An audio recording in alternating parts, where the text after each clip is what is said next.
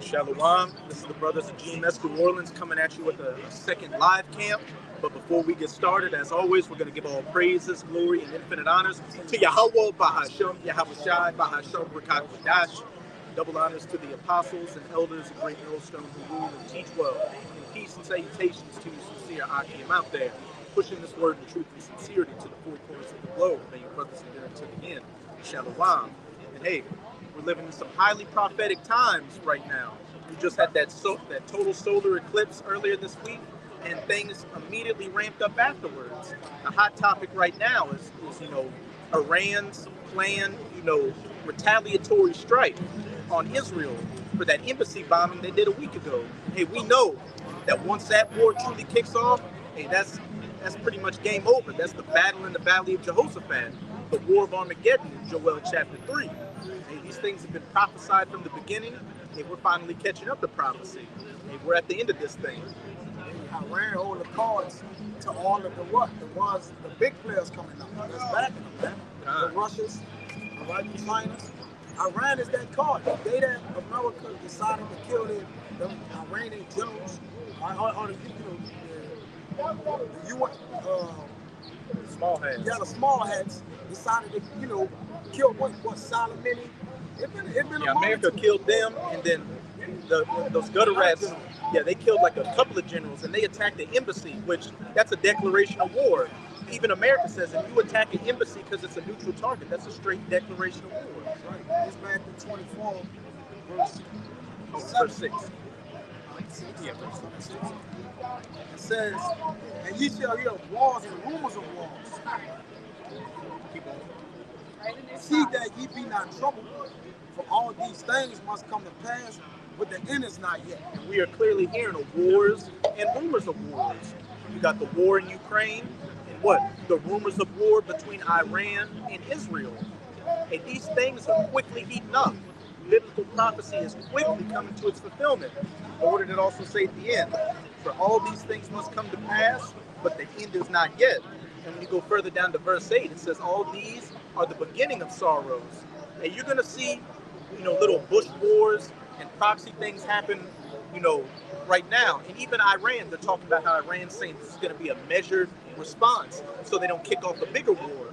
But a bigger war is eventually coming, but we know that we are there at the full battle in the Valley of Jehoshaphat when the mark of the beast, that C-hip implant, is mandatorily implemented. And once that takes place, hey, all bets are off the table. For nation shall rise against nation. We can jump to Revelation chapter 9, verse 12. Because World War III will happen, and it is a part of biblical prophecy, contrary to the popular belief or the beliefs of these Americans out here. Right now, you've got something called French Quarter Fest taking place, and you got people from out of town here enjoying the festivities. Yeah, he's been an asshole all day.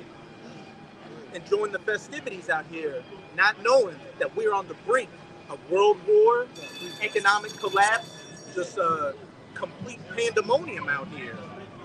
As it said in Matthew 24 also, and they shall be married and given in marriage and eating and drinking, when the day until like as in the days of Noah. Ooh, they hit somebody? Hey. The whole cable came off the line. Yo, my brother start coming over. That shit got DC currents in it, man. That shit kill everything on the corner, man. Amanya, tell him to scoot down. Tell him to scoot down.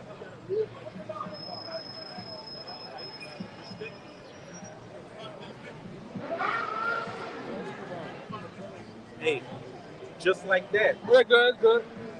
It's good, it's good. Oh, came off again.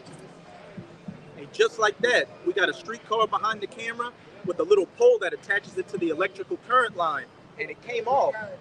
And all these people were just walking around going to enjoy French Quarter Fest. And just like that, a thief in the night, that happened, and everybody turned their attention to it. Look. I got a precept. Okay. Before we get that, can you read that Second Thessalonians, 1 Thessalonians 5:1, Bible? This is Ezekiel chapter 38, verse 1. It says, "And the word of the Lord came unto me, saying, Son of man, set their face against Gog in the land of Magog, the chief prince of Meshech and Tubal.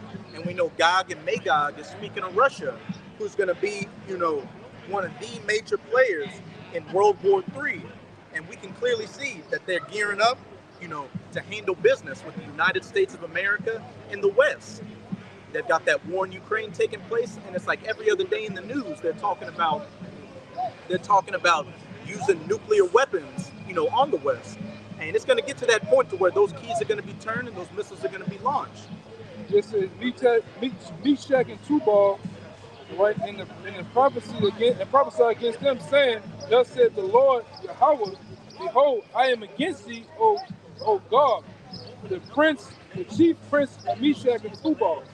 Keep going on. And I will turn thee back and put hooks into thy jaws." And that's the Most High putting that old, confrontational Soviet Union spirit back onto these Russian Edomites, which we can clearly see with them ramping up their military forces as well as their economic forces.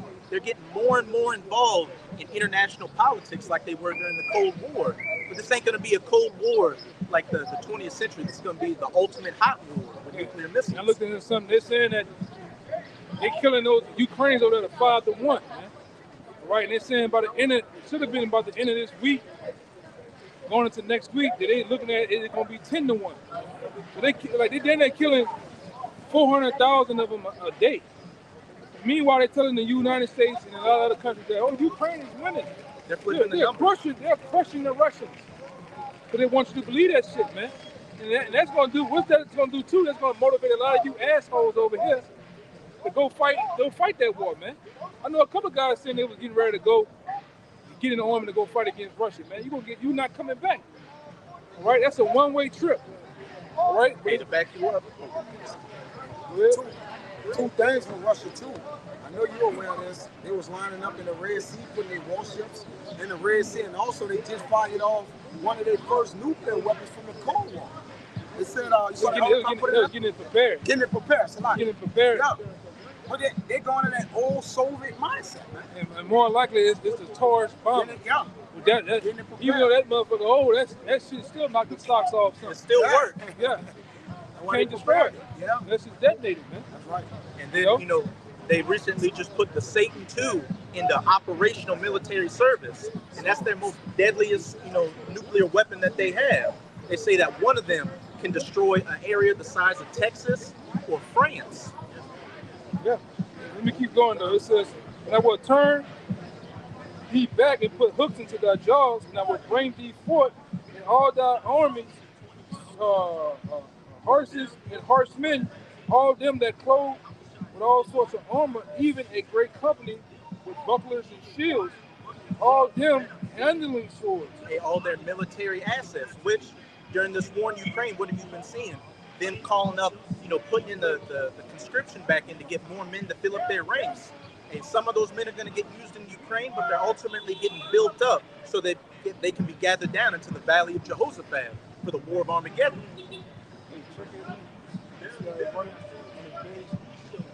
It says Persia, Ethiopia, Libya, with them, all them with shields and helmets. And we know Persia is what? That's the ancient name for Iran.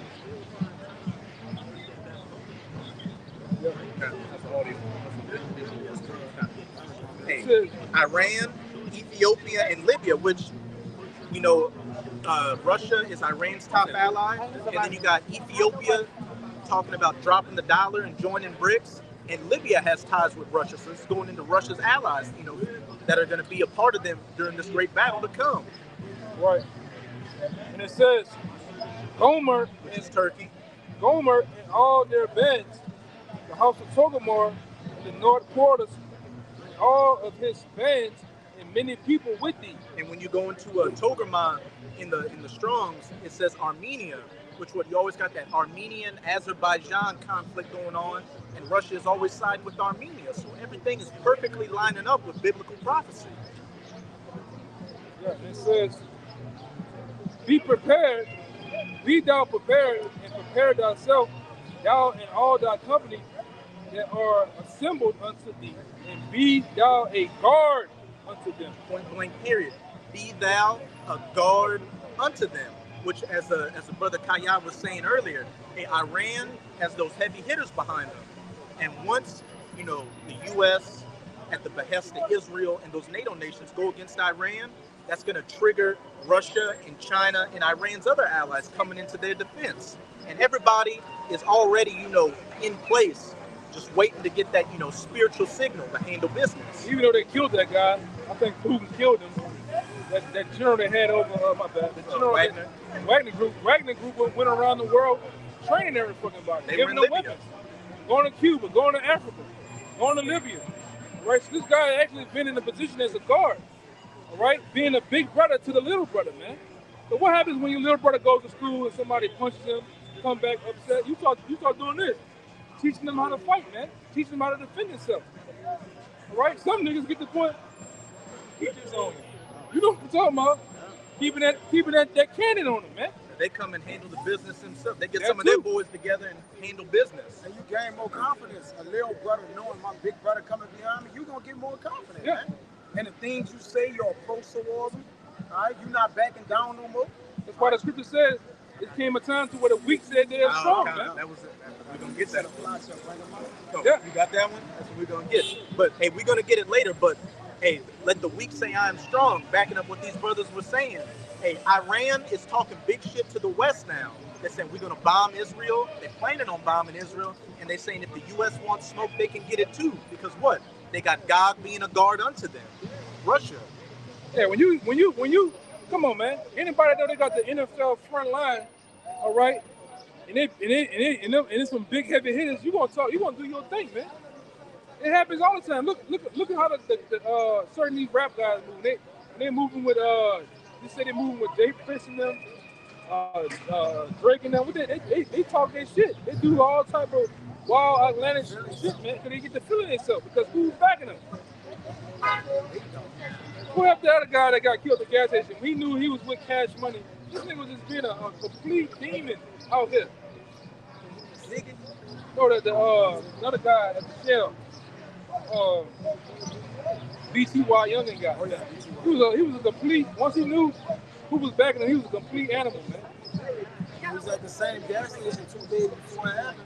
Said, "Tell them niggas I'm in the hood right now." Yeah, but that's what happens when a guy you're being backed. You know, even in the old times when you was backed by the mob or this particular person was your boy, or made man, you can't be touched. Yeah, you get the feeling yourself, man.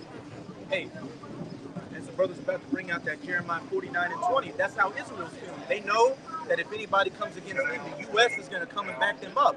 That's why they're constantly bombing and killing everybody. Hey, we feel like that, man. To be honest, the Most High is backing us, and we know it. All right, but we don't go out of our way to do crazy shit, but we know the Most High is with us. And you can't do nothing to us unless the Most High wants it to happen, man. And brothers, y'all got the proof. Since y'all did a video about the nuclear weapons, you know, the amount of the nuclear weapons. All right, and it's a well-known fact that Russia has more artillery than America. In the world. Than the entire world. They got the most tanks of all armies, man. They're giving the smaller men weapons and still have more than America, man. Yeah, even if they gave a nation one of their old tanks, it's still the latest and greatest technology to what they had, man. Yep. Let's not even talk about that new shit they boys got, man. I think they got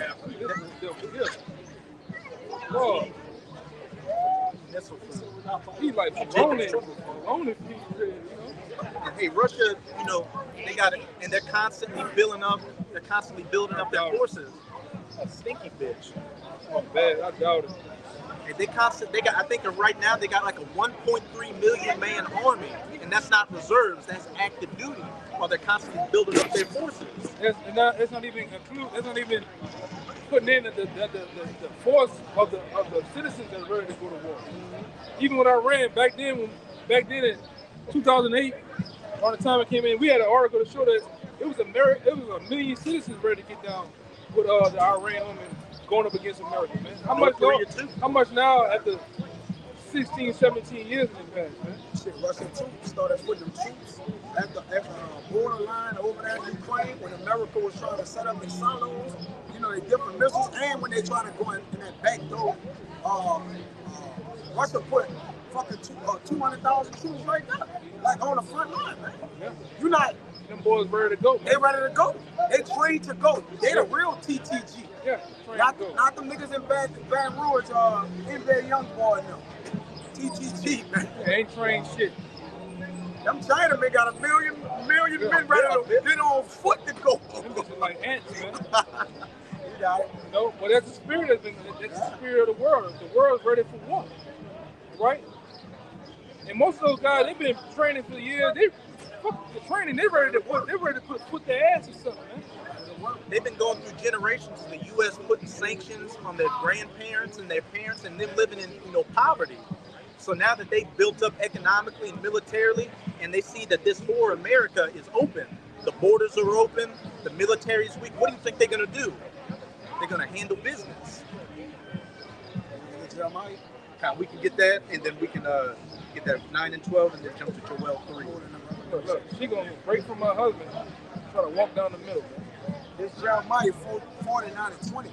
Therefore, hear the counsel of the Lord Yahweh that he had taken against Edom, and his purposes that he had purposed against the inhabitants of Teman. Surely the least of the flock shall draw them out. Surely he shall make their habitations desolate with them. Hey, that least of the flock is talking about those Israelis, those small hats, and we can see that they're steadily prodding, drawing these nations out. Again, with that embassy bombing that took place, and what are we seeing now? Iran threatening, well, not even threatening at this point, saying, look, we are about to, do a retaliatory strike. And, it remains to be seen how hot this gets from this strike. But we know that eventually the rubber's going to hit the road, and all these major nations are going to get gathered down into that region to the War of Armageddon for that final battle. The battle in the Valley of Jehoshaphat, which again is all a part of biblical prophecy. It says in Joel, we're going to go to it in 3. It says that before it was as the Garden of Eden, but after as a desolate wilderness. God, I got that. Which go, I had my finger. You already that came out. It came too. The brother was going in, to how this place is going to get hit with nukes. This is Joel. Because America is known as the beauty of the nations, quote unquote, right? Mm-hmm. And she have lived deliciously, right? Okay, but because of that. Now, I tell you in Isaiah 23 and 9, is this your joy city? Is this your crowning city? All right, the Lord said he had stained it in purpose when he had stained it, right? Against this place. You got him. Yeah, I made thee ashamed. I lifted up thy skirt and made thee bare. But this is Joel chapter 2. I will start at verse 1. Blow ye the trumpet in Zion and sound an alarm in my holy mountain. Let all the inhabitants of the land tremble. That alarm is the warning. Or what's to come to this place, right? Or what's to come to the ruling class of this world, man. All right, because I did a video where Mayor Amshel Bauer. Yeah, the mama said if my sons didn't want to walk, they wouldn't be in. You see? I remember that quote. Yeah, She was like, if my sons didn't want to walk, they would be in it. So there are people that actually enacting these both sides of the world, funding both sides, man. All right? Starting it, and they're going to start it, and they're going to finish it. The Lord going to finish it when they start it. They got a saying, demons on it, all wars are bankers' wars. They're banker wars. Which is exactly what the case is. And then you got, the Massini letter with Albert. The other guy that was a U.S. general. Albert Pike. No, this other guy said that the shit is a racket. I know who you I can't remember his name, but I know his name might be something Butler. Yeah. Yeah, he was a Marine that became high up in the military, so he fought several of America's wars. And the conclusion he came to is that it wasn't for democracy, it wasn't for freedom. It was all a racket to make money. Business. They make money off debt too. Soldiers, funerals, all that shit is all about money, man. Right? Weapons. Yep. What got the U.S. out of the Great Depression, World War II, and they ain't looked back since. And also, like you said, to change the monetary system, man. Right? Because they're gonna cause things to happen, man, to usher in this new digital money, man. And I found out years back, even them gutter rats, they own, even though they got the guy that's on the forefront of the ammunition, like you say, Remington. So I found out that these devils, they own Smith and Wesson, man. Right? They really own all these companies. So all companies in America, every single company in America, including the company you might own under the LLC, NIC, whatever other entity you put yourself under, for as holding, tech, design, all of this shit is owned by Standard Oil, man.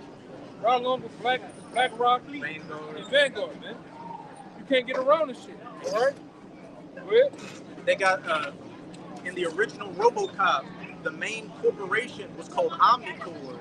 Omnicorp, and what does Omni mean? All. So all corporations, and they own from medical to military. And the main villain, one of the characters was asking, "Can we get some heavy firepower? We need some military grade firepower to take RoboCop down."